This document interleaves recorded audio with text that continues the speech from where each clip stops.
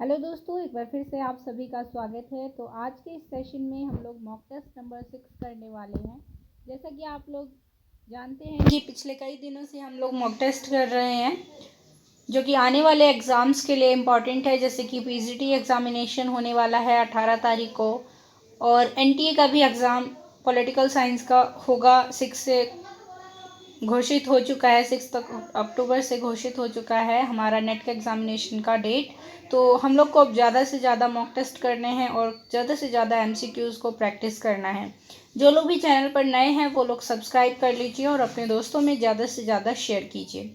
तो आज के फर्स्ट क्वेश्चन की ओर चलने से पहले हम लोग जो मॉक टेस्ट नंबर 5 में आपसे क्वेश्चन पूछा गया था, क्वेश्चन फॉर यू में, जिसका आंसर आप लोगों को कमेंट बॉक्स में करना था, उसमें से कुछ लोगों ने तो किया था और कुछ लोगों ने नहीं किया था। तो जिन लोगों ने नहीं किया है वो लोग अभी आंसर करिए इसका। किसने स्वतंत्रता को प्राचीन और आधुनिक, liberty of ancient and liberty of modern में बांटा है? आपके ऑप्शन थे इजाया बर्लिन, जे.एस. मिल, बेंजामिन कॉन्स्टेंट या फिर जॉन रॉल्स से। तो जल्दी से आंसर बताइए आप लोग कमेंट बॉक्स में। आई होप आप लोगों ने अपने आंसर को लिख दिया होगा कमेंट बॉक्स में। तो इसके लिए राइट आंसर है बेंजामिन कॉन्स्टेंट। आज के इस मॉक टेस्ट नंबर 6 का फर्स्ट क्वेश्चन है आपके स्क्रीन पर। बहुलवाद एक प्रतिक्रिया थी। ऑप्शन ए है संप्रभुता के एकत्व के विरुद्ध, ऑप्शन बी है राज्य की संप्रभुता के विरुद्ध, ऑप्शन सी है व्यक्ति की स्वतंत्रता से संबंधित, और ऑप्शन डी है संप्रभुता के विभाजन के विरुद्ध। तो बहुलवाद किसके प्रतिक्रिया स्वरूप उभरा था? राइट आंसर इसके लिए क्या होगा, जल्दी से बताइए। तो इसके लिए बिल्कुल करेक्ट आंसर क्या है? ऑप्शन नंबर ए, संप्रभुता के एकत्व के विरुद्ध बहुलवाद उभरा था। संप्रभुता का जो एकलवादी सिद्धांत है वो राज्य को सर्वोच्च मानता है, जबकि बहुलवाद इसका विरोध करता है। बहुलवाद इस धारणा को अमान्य करती है कि राज्य में सारी शक्ति इस सीमा तक निहित हो कि सामाजिक समूह व संघ महत्वहीन हो जाए। बहुलवादियों का मत है कि राज्य की प्रभुसत्ता के विषय का उन तथ्यों के संदर्भ में पुनः अध्ययन होना चाहिए जो हमें सामाजिक समूह तथा संघों के वास्तविक मूल्य एवं उनकी उपयोगिता के विषय में बता रहे हैं। कहने का मतलब ये है कि एकलवादी सिद्धांत तो राज्य को सर्वोच्च मान रहा है, लेकिन बहुलवाद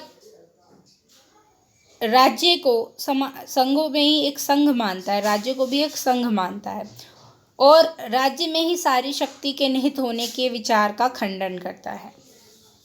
19वीं शताब्दी के अंतिम चतुर्थांश में एक जर्मन समाजशास्त्री ओट्टो वी गेहरके तथा एक अंग्रेज इतिहासकार मैटलैंड को राजनीतिक बहुलवाद के सिद्धांत का जन्मदाता माना जाता है। तो राजनीतिक बहुलवाद के सिद्धांत का जन्मदाता किसे माना जाता है? गेहरके और मैटलैंड को। तो आपको ये भी याद रखना है। क्वेश्चन नंबर 2 है आपके स्क्रीन पर। निम्नलिखित में से कौन सी इकाई प्राचीन भारत में राज्य प्रशासन से संबद्ध थी? भुक्ति थी, जनपद थी, नगर थी या उपरोक्त सभी थी? तो कौन सी इकाई प्राचीन भारत में राज्य प्रशासन से संबंधित थी, आपको बताना है। तो इसके लिए राइट आंसर क्या होगा, जल्दी से बताइए। टेलीग्राम और फेसबुक ग्रुप को आप लोग ज्वाइन कर लीजिए। इसके लिए right answer option number D, भुक्ति, जनपद और नगर, उपरोक्त सभी, यानी कि यहाँ पर आपका आंसर हो जाएगा, क्योंकि ये तीनों ही, भुक्ति, जनपद और नगर, प्राचीन भारत में राज्य प्रशासन से संबद्ध थी।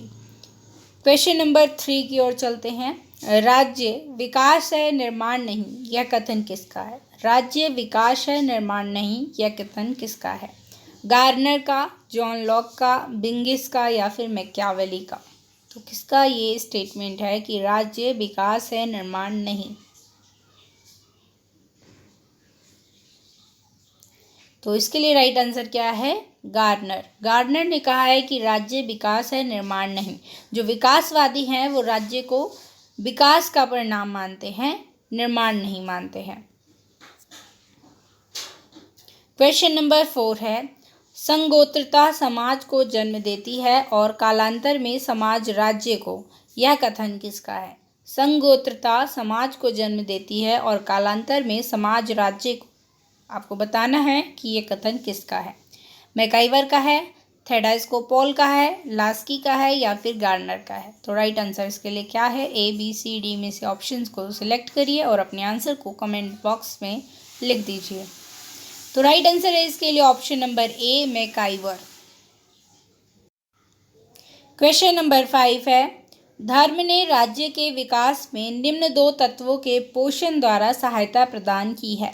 तो आपको बताना है कि धर्म ने राज्य के विकास में किन 2 तत्वों के पोषण द्वारा सहायता प्रदान की है। आपके ऑप्शंस हैं आदर एवं आज्ञा पालन, ऑप्शन बी विश्वास एवं शक्ति, ऑप्शन सी है स्वर्ग एवं नरक में विश्वास और ऑप्शन डी है अंधविश्वास तथा ईश्वर में विश्वास। तो राइट आंसर इसके लिए क्या है? जल्दी से बताइए आप लोग लास्ट में अपने मार्क्स को शेयर करिएगा कमेंट बॉक्स में और अपना फीडबैक भी शेयर कर सकते हैं। कोई भी डाउट हो, कुछ भी सजेशन हो तो आप लोग लिख सकते हैं कमेंट बॉक्स में। तो राइट आंसर है इसके लिए ऑप्शन नंबर ए, आदर एवं आज्ञा पालन के द्वारा धर्म ने राज्य के विकास में सहायता प्रदान की है। क्वेश्चन नंबर 6 है, प्राकृतिक अवस्था में मनुष्य विवेकी, शांति प्रिय और सामाजिक था। यह किसका कथन है? प्राकृतिक अवस्था में मनुष्य विवेकी, शांति प्रिय और सामाजिक था। यह कथन किसका है? स्पेंसर का, रूसो का, हॉब्स का या फिर लॉक का। तो इसके लिए राइट आंसर क्या है? ऑप्शन नंबर डी, लॉक का। आप लोगों को लॉक की किसी भी एक बुक का नाम कमेंट बॉक्स में विद ईयर लिखना है। ईयर के साथ आप लोग लॉक की कोई भी एक पुस्तक लिख सकते हैं। कमेंट बॉक्स में लिखिए जो भी आपको याद है, बिना गूगल पर सर्च किए जो भी आपको याद है वही लिखिए। क्वेश्चन नंबर 7 है, निम्नलिखित में से किसने राज्य के कार्य के संबंध में बाधाओं को बाधित करना मुहावरे का प्रयोग किया था? किसने राज्य के कार्य के संबंध में बाधाओं को बाधित करना मुहावरे का प्रयोग किया था? मिल ने, ग्रीन ने, हॉब्स ने या फिर अरस्तू ने। तो राइट आंसर इसके लिए क्या है? ऑप्शन नंबर बी इसके लिए बिल्कुल करेक्ट आंसर है, ग्रीन। ग्रीन ने ही राज्य के कार्यों के संबंध में बाधाओं को बाधित करना मुहावरे का प्रयोग किया है। क्वेश्चन नंबर 8 है, किसने कहा है लोक कल्याणकारी राज्य दान विधि नहीं है वरन यह एक मौलिक अधिकार है? यानी कि लोक कल्याणकारी राज्य कोई दान नहीं है बल्कि यह एक मौलिक अधिकार है। किसने कहा है? जीन ब्लॉन्डेल ने कहा है, आशीर्वादम ने कहा है, स्ट्रॉन्ग ने या फिर डाइसी ने। तो राइट आंसर इसके लिए क्या है? आप लोग बताइए। तो इसके लिए राइट आंसर क्या है? ऑप्शन नंबर बी, आशीर्वादम। आशीर्वादम ने कहा है कि लोक कल्याणकारी राज्य दान विधि नहीं है वरन यह एक मौलिक अधिकार है। क्वेश्चन नंबर 9 है, 4 एसे ऑन लिबर्टी 1969 में ये बुक पब्लिश हुई, किसके द्वारा लिखी गई है आपको बताना है। 4 essay on liberty. Option A है जे.एस. मिल, ऑप्शन बी है इजाया बर्लिन, ऑप्शन सी है हेगल और ऑप्शन डी है लास्की। तो राइट आंसर बताइए क्या है इसके लिए। तो राइट आंसर है इसके लिए ऑप्शन नंबर बी, इजाया बर्लिन। आप लोगों को बताना है कमेंट बॉक्स में कि 2 कंसेप्ट ऑफ लिबर्टी जो कि इजाया बर्लिन ने ही लिखी है कब पब्लिश हुई। 4 एसेज ऑन लिबर्टी 1969 में पब्लिश हुई है, याद रखिए। 2 कंसेप्ट ऑफ लिबर्टी कब पब्लिश हुई आपको बताना है। क्वेश्चन नंबर 10 है, प्रजातंत्र मूर्खता का फल है, किसका कथन है? प्रजातंत्र मूर्खता का फल है, ये किसका कथन है? ओसबोर्न का है, साटोरी का है, ब्राइस का है या इनमें से किसी का भी नहीं है? तो बताइए क्या होगा इसके लिए राइट आंसर। तो ऑप्शन नंबर ए इसके लिए बिल्कुल करेक्ट आंसर है। ओके, आज के इस सेशन के लास्ट में अब हम आप लोगों के लिए है क्वेश्चन फॉर यू, जैसा कि तो क्वेश्चन फॉर यू का आंसर आप लोगों को कमेंट बॉक्स में करना होता है। क्या है क्वेश्चन? संप्रभुता को किसी भी समाज के राजनीतिक एवं स्वतंत्र होने के लिए पूर्व शर्त मानने वाला कौन है?